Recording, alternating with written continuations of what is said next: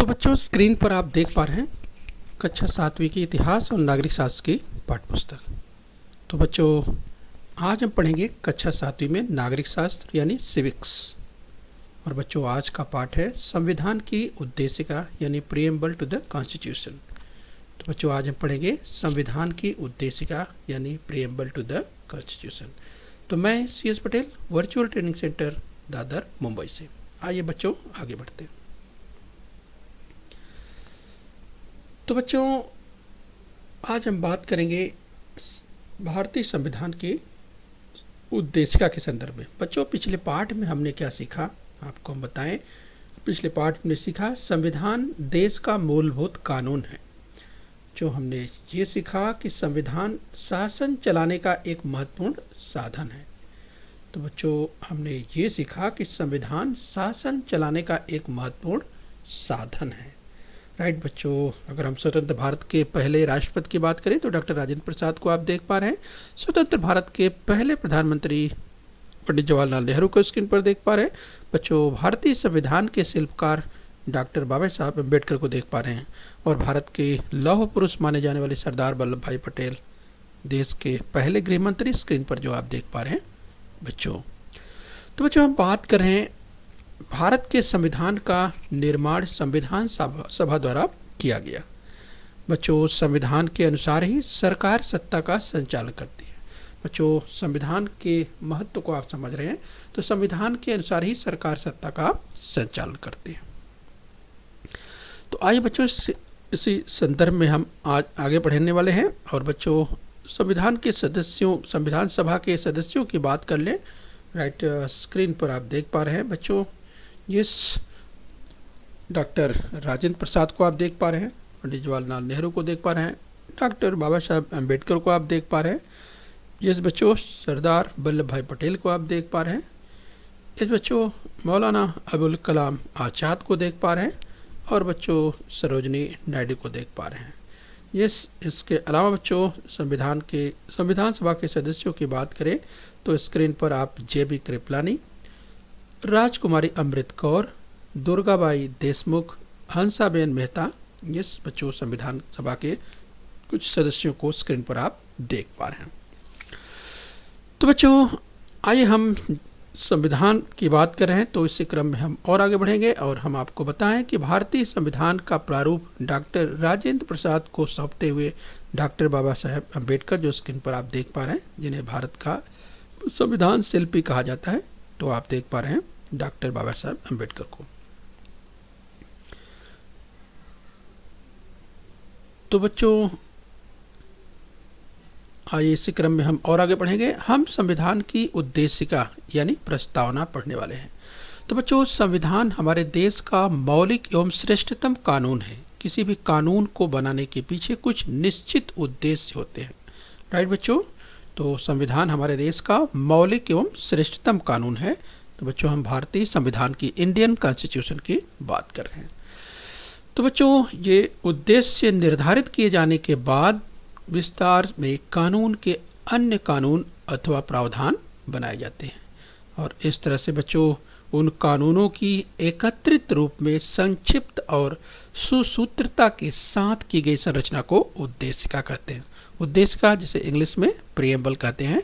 तो बच्चों हम भारतीय संविधान के प्रीएम्बल अर्थात उद्देशिका यानी प्रस्तावना की बात कर रहे हैं। तो आइए बच्चों इसी क्रम में हम समझने का प्रयास करेंगे।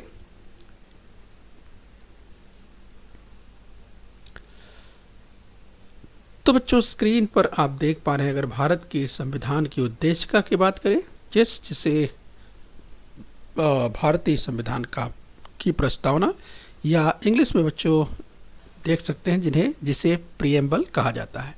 तो बच्चों भारतीय संविधान की प्रस्तावना की बात करें तो जिसमें देख सकते हैं हम भारत के लोग।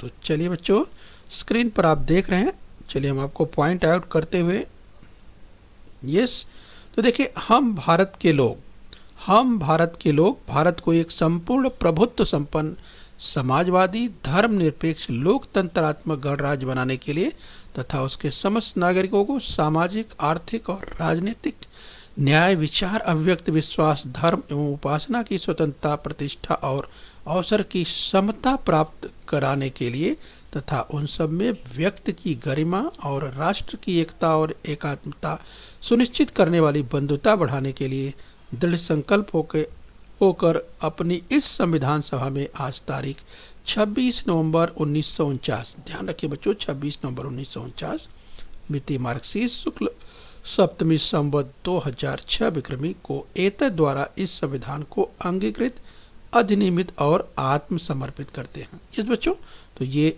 प्रस्तावना आप देख पा रहे हैं जिस उद्देशिका की बात करें, जिसे हम मराठी में देखिए बच्चों यहाँ पर यस, तो प्रस्तावना या उद्देशिका भी कहते हैं, इंग्लिश में इसे प्रियम्बल कहा जाता है, राइट। तो ध्यान रखिए बच्चों, तो हम भारतीय संविधान की उद्देशिका या प्रस्तावना की बात कर रहे हैं। तो ध्यान रखिए बच्चों, आइए बच्चों इसी क्रम में हम और आगे बढ़ेंगे। संविधान की उद्देशिका प्रस्तावना का प्रारंभ हम भारत के लोग, तो बच्चों शुरुआत कहाँ से होती है, हम भारत के लोग, यानी बच्चों यहाँ समझना है इसमें भारतीयों के उस दृढ़ संकल्प का उल्लेख है जिसके अनुसार सभी भारत को एक प्रभुत्व संपन्न समाजवादी पंथ निरपेक्ष लोकतंत्रात्मक गणराज्य बनाने के लिए कटिबद्ध है। तो बच्चों यहाँ पर आप समझ सकते हैं, हम भारत को एक प्रभुत्व संपन्न समाजवादी पंथ निरपेक्ष लोकतंत्रात्मक गणराज्य बनाने के लिए कटिबद्ध है। इस तरह से बच्चों संविधान की अगर तमाम भावनाओं को देखें तो यहाँ पर जो है देख सकते हैं, ये समाजवादी पंथ निरपेक्ष लोकतंत्रात्मक गणराज्य बनाने के लिए कटिबद्ध है।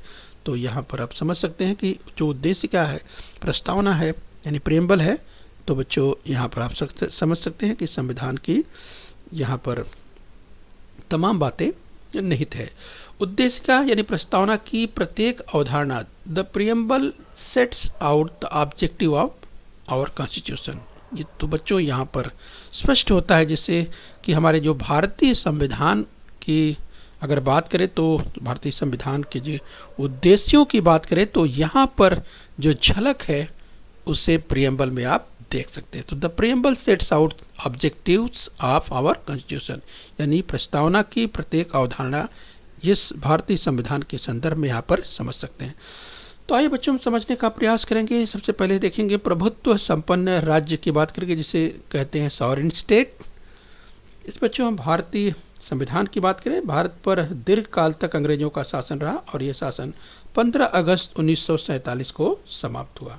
बच्चों हमारा देश आज़ाद हो गया और देश की आज़ादी के साथ ही बच्चों भारत को चलाने के लिए, देश को चलाने के लिए जरूरत पड़ी संविधान की, और इस तरह से संविधान का निर्माण किया गया। और बच्चों संविधान 26 जनवरी 1950 को किस पूरे देश में लागू किया।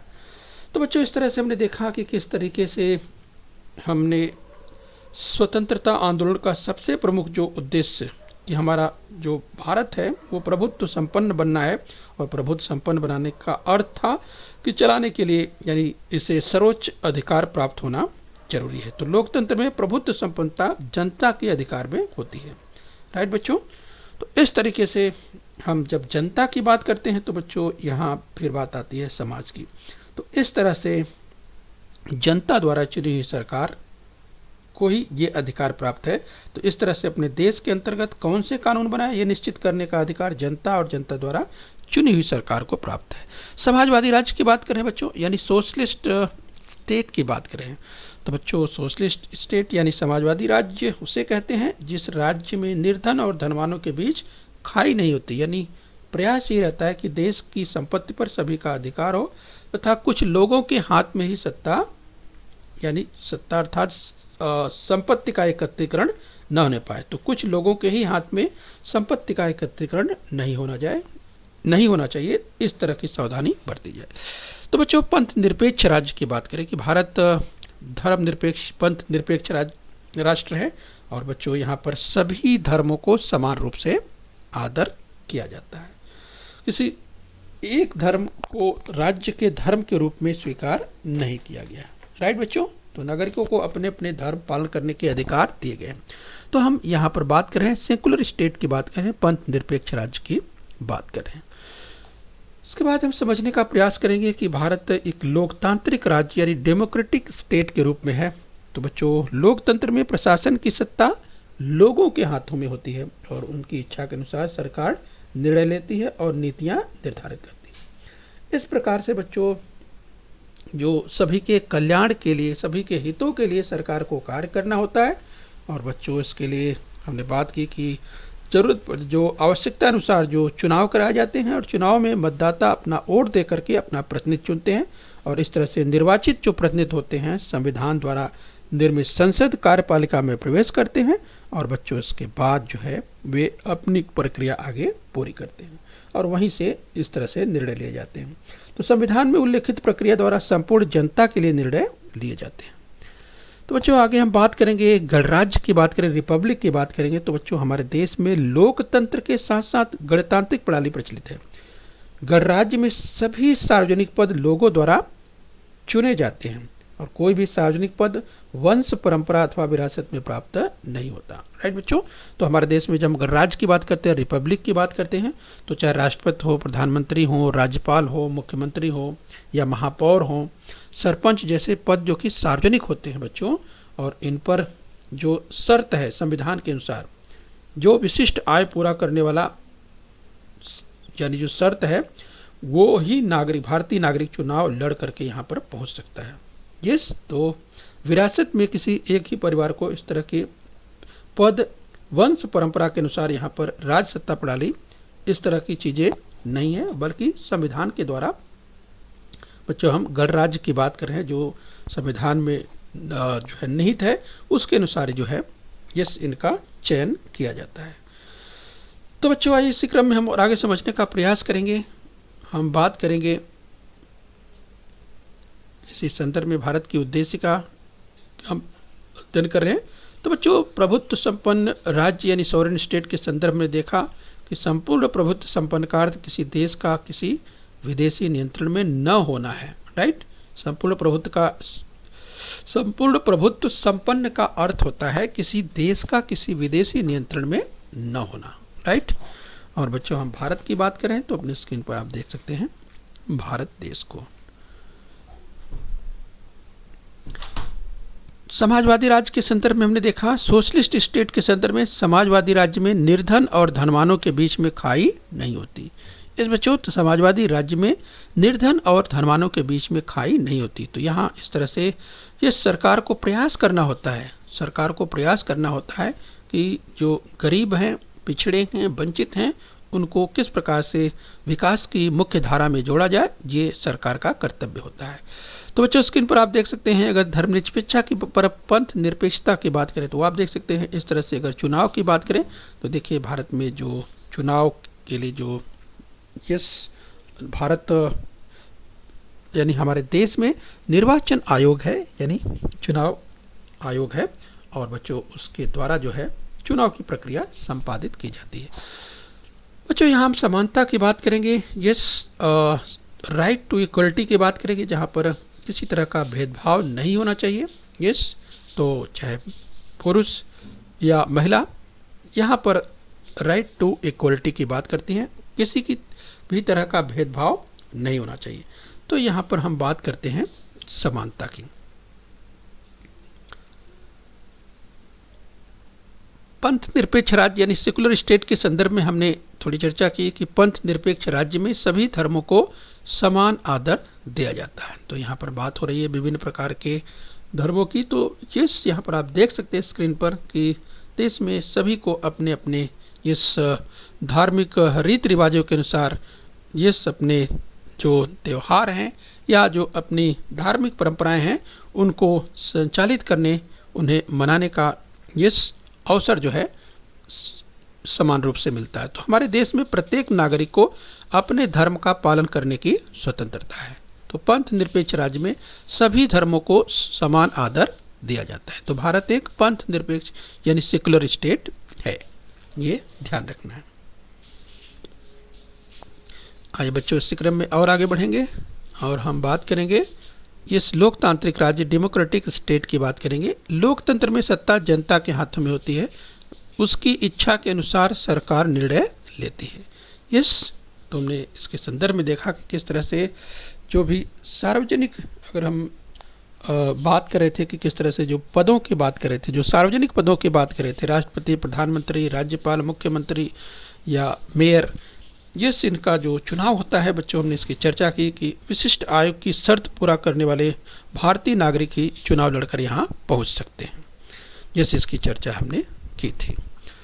तो इसी क्रम में हम और आगे बढ़ेंगे और गणराज्य के संदर्भ में देखा, रिपब्लिक के संदर्भ में देखा कि देश में लोकतंत्र के साथ साथ गणतांत्रिक प्रणाली यानी गणतांत्रिक प्रणाली, यानी हमने देखा कि किस तरीके से यस जो कोई भी सार्वजनिक पद वंश, परंपरा अथवा विरासत में प्राप्त नहीं होता।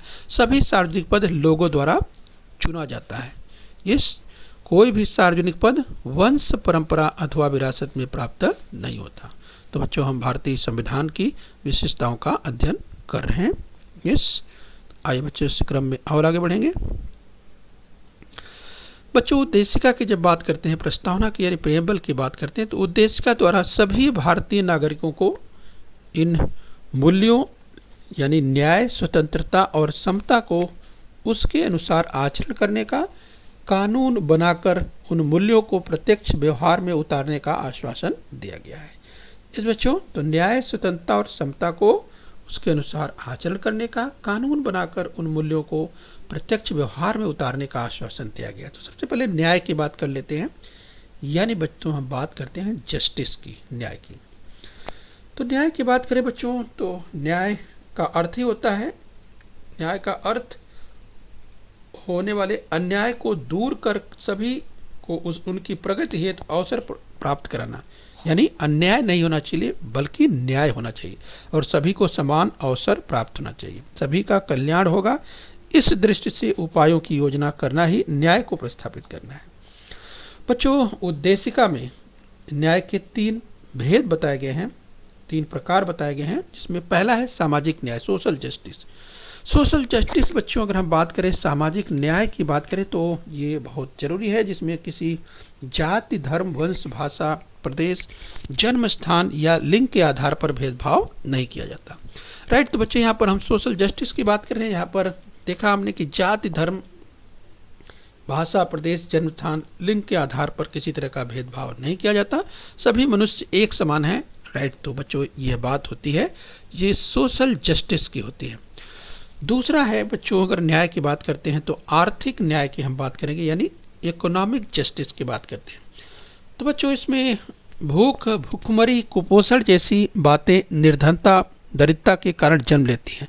तो बच्चों, इसके लिए निर्धनता, अगर कोई आदमी बहुत गरीब है, निर्धन है, तो उसे अपने परिवार का भरण पोषण करने के लिए आजीविका का साधन प्राप्त करने का अधिकार है। तो संविधान ने प्रत्येक नागरिक को यह अधिकार दिया है कि बिना किसी भेदभाव के इस प्रकार की चीज़ें अर्थात जो है उन्हें अवसर प्रदान किए जाएं। इस बच्चों, इसी संदर्भ में हम आगे हमने देखा सामाजिक न्याय, सोशल जस्टिस की हम बात कर रहे थे, आर्थिक न्याय यानी इकोनॉमिक जस्टिस की बात कर रहे थे। इसी क्रम में हम देखेंगे राजनीतिक न्याय की बात करेंगे, यानी पॉलिटिकल जस्टिस की बात करेंगे। तो बच्चों, पॉलिटिकल जस्टिस, राजनीतिक न्याय क्या है? देश का शासन चलाने के लिए सभी को प्रतिभागी बनने का अवसर मिलना चाहिए। राइट, तो यहाँ पर राजनीतिक न्याय की बात करें, पॉलिटिकल जस्टिस की बात हो रही है, यानी प्रत्येक व्यक्ति को, प्रत्येक भारत के प्रत्येक नागरिक को ये अवसर मिलना चाहिए, देश को चलाने के लिए सभी को प्रतिभागी बनने का अवसर मिलना चाहिए। परिणामतः हमने वयस्क मतदान प्रणाली को अंगीकार किया है, यानी बच्चों 18 वर्ष की उम्र होने के बाद जो 18 वर्ष की आयु पूर्ण करने वाले सभी भारतीय नागरिकों को वोट देने का यानी मत देने का अधिकार प्राप्त है। तो चलिए बच्चों, अभी हम न्याय की बात कर रहे थे, जस्टिस की बात कर रहे थे। आइए इसी क्रम में हम और आगे बढ़ करके अब हम बात करेंगे स्वतंत्रता की, यानी लिबर्टी की बात करने वाले हैं। तो बच्चों, अगर स्वतंत्रता की बात करें तो हम पर अन्यायकारी और अनुचित प्रतिबंध न होना तथा हमारी क्षमताओं का विकास होने हेतु पोषक वातावरण का होना स्वतंत्रता की व्याख्या है। तो बच्चों, हम स्वतंत्रता की बात कर रहे हैं, इसके आगे हम समता और बंधुता की भी बात करेंगे। तो स्वतंत्रता में हमने देखा कि व्यक्ति की श्रद्धा, मान्यता, पूजा, उपासना की स्वतंत्रता उसे मिली हुई है और कोई भी भारतीय नागरिक अपने धर्म के अनुसार उसकी जो स्वतंत्रता है वो उसके हिसाब से कर सकता है और स्वतंत्रता हमें मिला हुआ है। ये सब अपने धर्म के अनुसार त्यौहार मना सकते हैं, पर्व मना सकते हैं, ईश्वर की भक्ति, आराधना, पूजा अर्चना की स्वतंत्रता मिली हुई है। हम समता की बात करते हैं बच्चों, तो देशिका में भारतीय नागरिकों को समान अवसर दिया गया है और बच्चों इस सिद्धांत के अनुसार सभी बराबर हैं। जब समता की क्वालिटी की बात करते हैं तो जाति, धर्म, वंश, लिंग या जन्म स्थान के आधार पर किसी तरह का भेदभाव नहीं होना चाहिए। अच्छा, तो बच्चों हम स्वतंत्रता की बात कर रहे हैं, लिबर्टी की बात कर रहे थे, इसके बाद हम समता की बात कर रहे हैं यानी इक्वलिटी की बात कर रहे हैं। ये देखिए आप देख सकते हैं किसी भी तरह का भेदभाव, चाहे जैसे जेंडर के आधार पर यानी पुरुष महिला, यहाँ पर समझ सकते हैं किसी तरह का भेदभाव नहीं होना चाहिए। पुरुष और महिला बिल्कुल बराबर हैं, तो लिंग के आधार पर नहीं, वंश या धर्म या जात के आधार पर नहीं, जन्म स्थान के आधार पर नहीं, और व्यक्ति व्यक्ति के बीच में भेदभाव नहीं होना चाहिए। ऊंच नीच, श्रेष्ठ अश्रेष्ठ जैसा भेदभाव नहीं होना चाहिए और उन्नति के अवसर सभी को समान रूप से उपलब्ध कराना चाहिए। तो संविधान की उद्देशिका में एक अनूठे आदर्श अथवा सिद्धांत का उल्लेख मिलता है। इस बच्चों उसका अर्थ बंधुता का निर्माण करने से है, इस और व्यक्ति की गरिमा बनाए रखने का आश्वासन। इस तरह से बच्चों हम बंधुता की अगर फ्रेटर्निटी की बात करें तो बच्चों बंधुता संविधानकर्ता अनुभव करते थे कि केवल न्याय, स्वतंत्रता और समता सिद्धांतों से आश्वस्त कराकर भारतीय समाज में समता उत्पन्न नहीं हो सकती। इसके लिए चाहे जितने कानून बनाए जाए, लेकिन जब तक भारतीयों में भाईचारा, राइट, तो बंधुता का मतलब यहाँ बच्चों ये फ्रेटर्निटी की बात कर रहे हैं, बंधुता की बात कर रहे हैं, इसका मतलब भाईचारा से है, यानी भाईचारा होना जरूरी है। तो बंधुता का निर्माण जरूरी है और इसके लिए ये बच्चों बंधुता निर्माण करने के लिए के उद्देश्य से ही उद्देशिका में इसे समाविष्ट किया गया। इस तो बच्चों हमारे देश में सभी नागरिकों के प्रति एक दूसरे की आत्मीयता, अपनापन का भाव होना चाहिए, मिलजुल करके रहने की भावना होना चाहिए। इस तरह से किसी भी प्रकार का भेदभाव नहीं होना चाहिए। ये तो बच्चों हमने देखा कि प्रत्येक व्यक्ति की गरिमा के बीच निकट का संबंध है बंधुत्व भाव और व्यक्ति की। ये ध्यान रखना हमने बात की कि किस तरीके से बच्चों जब बात करते हैं जस्टिस की, न्याय करते हैं, तो न्याय की बात करते हैं तो ये अगर ज़रूरत पड़ती है न्याय की, अगर न्याय नहीं मिलता है ये तो बच्चों इसके लिए न्यायालय बने हुए हैं। और हमारे देश में जो सुप्रीम कोर्ट है, ये स्क्रीन पर देख पा रहे हैं दाहिनी ओर, जो कि सुप्रीम कोर्ट आप यहाँ स्क्रीन पर देख पा रहे हैं, ये बच्चों नई दिल्ली में है। सुप्रीम कोर्ट यानी उच्चतम न्यायालय, राइट। इसके अलावा जो न्यायालय हैं, राज्यों में भी न्यायालय हैं, इस अगर कनिष्ठ न्यायालयों की बात करें या उच्च न्यायालयों की बात करें, लेकिन सुप्रीम कोर्ट जो उच्चतम न्यायालय है वह नई दिल्ली में। तो बच्चों न्याय की हम बात करें तो हम बात कर रहे थे गरिमा की बात कर रहे थे बच्चों। जाति, धर्म, वंश, लिंग, भाषा की अगर बात करें उसके आधार पर किसी भी तरह का भेदभाव नहीं होना चाहिए। एक दूसरे के साथ आदर सम्मान का व्यवहार होना चाहिए। और बच्चों जब व्यक्ति एक दूसरे व्यक्ति का सम्मान करते हुए स्वतंत्रता और अगर ये उसका आदर करेगा तो निश्चित रूप से इसमें गरिमा का निर्माण होगा और ऐसे वातावरण में बंधुता भाव में सहजता से वृद्धि होगी। इस तरह से न्याय और समता पर आधारित नए समाज का निर्माण होगा, जिससे इसका मार्गदर्शन भारतीय संविधान की उद्देशिका द्वारा प्राप्त होता है। इस बच्चों तो इस तरह से हमने देखा कि जो संविधान की उद्देशिका में किस तरह से भारत की जो मूल भावना यहाँ पर निहित है वो दिखाई दे रही है। तो आइए बच्चों अब हम अभ्यास कर लेंगे, राइट। तो ध्यान से आप देखें। तो चलिए, संविधान की उद्देशिका यानी प्रस्तावना का प्रारंभ हम डैश डैश के लोग शब्दों से होता है। तो बच्चों हम के आगे कौन सा शब्द आता है वो आपको सोचना है। तो आपके पास विकल्प मिलेंगे 4। पहला है विश्व, दूसरा ब है मुंबई, क है भारत और ड है दिल्ली, राइट। तो संविधान की जब उद्देशिका प्रस्तावना की शुरुआत होती है तो हम विश्व के लोग, पहला विकल्प के अनुसार, हम मुंबई के लोग, क हम भारत के लोग या ड हम दिल्ली के लोग। तो बच्चों आपके पास 4 विकल्प हैं, तो आप सोचिए इन चारों विकल्प में कौन सा उचित विकल्प है। यस बच्चों आपको याद आ गया होगा, चूँकि आप जो है यस अगर हम संविधान की उद्देशिका की बात करें, प्रस्तावना की बात करें तो यस बच्चों आप अक्सर इसका आप यस अनुपालन करते रहते हैं। तो हम जो विकल्प है अ ब क ड 4 विकल्प हैं, तो इसमें आपने पहचान लिया होगा। इस बच्चों क अर्थात भारत, तो सही विकल्प है क अर्थात भारत। तो अब बच्चों इसे जोड़ करके यानी पूरा करके लिखना है। तो संविधान की उद्देशिका का प्रारंभ हम भारत के लोग ये ऐसे शब्दों से शुरू होता है। यस, हम भारत के लोग शब्दों से शुरू होता है। यस बच्चों, तो चलिए इसी क्रम में हम और आगे बढ़ेंगे।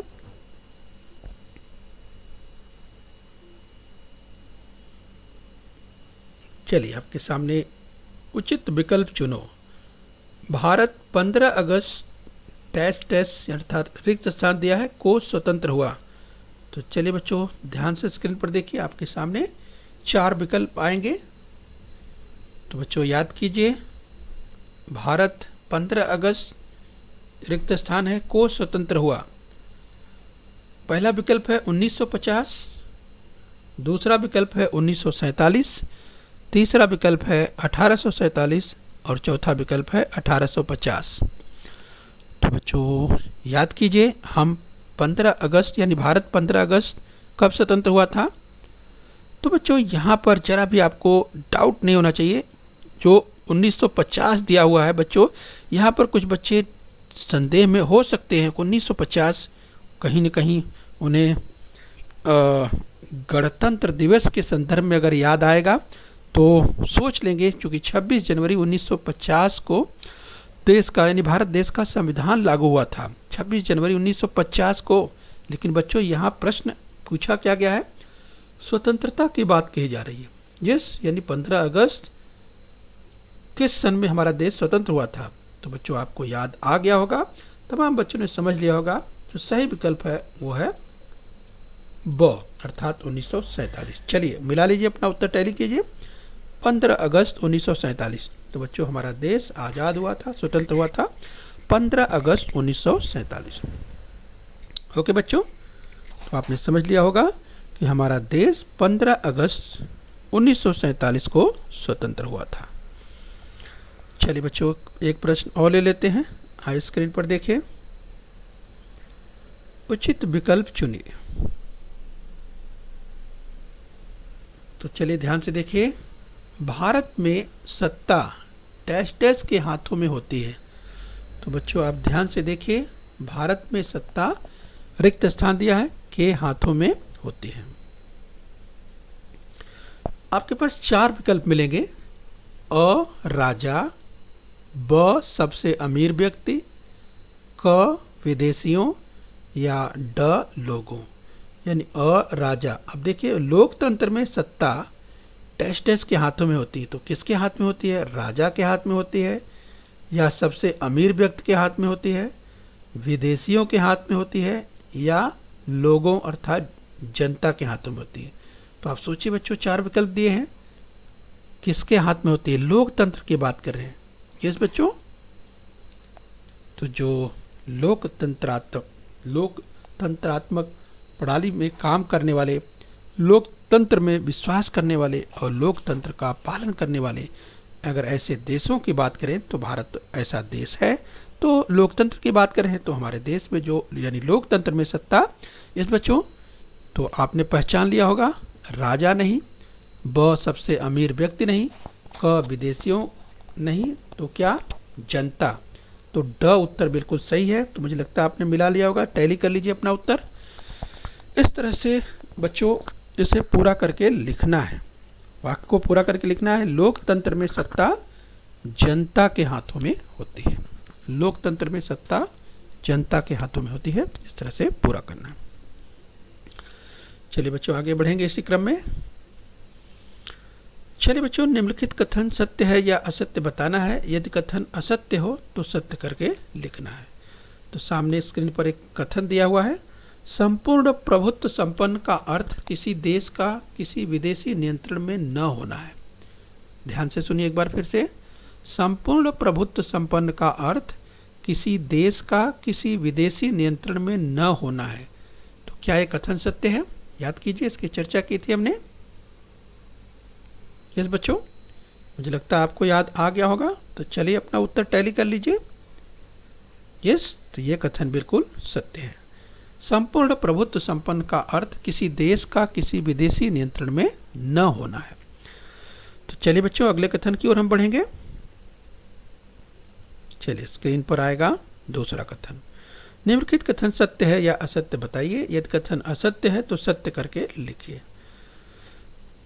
अगला कथन है समाजवादी राज्य में निर्धन और धनवानों के बीच में खाई होती है। बच्चों याद कीजिए, समाजवादी राज्य में निर्धन और धनवानों के बीच में खाई होती है। तो क्या ये कथन सत्य है? याद कीजिए, हमने इसकी चर्चा की थी। ये समाजवादी राज्य में निर्धन और धनवानों के बीच में खाई होती है, ऐसा कथन में कहा जा रहा है। तो बच्चों आपको याद आ रहा होगा, इसकी चर्चा हमने की थी कि समाजवादी राज्य में निर्धन और धनवानों के बीच में खाई होती है। ये ऐसा नहीं है। तो बच्चों आपको याद आ गया होगा, ये कथन सत्य नहीं है। यस बच्चों, यानी समाजवादी राज्य में निर्धन और धनवानों के बीच में खाई होती है, ये कथन असत्य है। तो देखिए ऊपर लिखा है कि अगर कथन असत्य है तो उसे सत्य करके लिखना है। तो बच्चों सत्य करके लिखेंगे। तो ध्यान दीजिए, सत्य कथन किस तरह से लिखेंगे। समाजवादी राज्य में निर्धन और धनवानों के बीच में खाई नहीं होती है। तो ध्यान दीजिए बच्चों, समाजवादी राज्य में निर्धन और धनवानों के बीच में खाई नहीं होती है। यस, तो इस तरह से कथन को, असत्य कथन को सत्य कथन करके लिखना है। तो चलिए बच्चों, यहाँ आपने समझ लिया होगा। आइए और आगे बढ़ेंगे।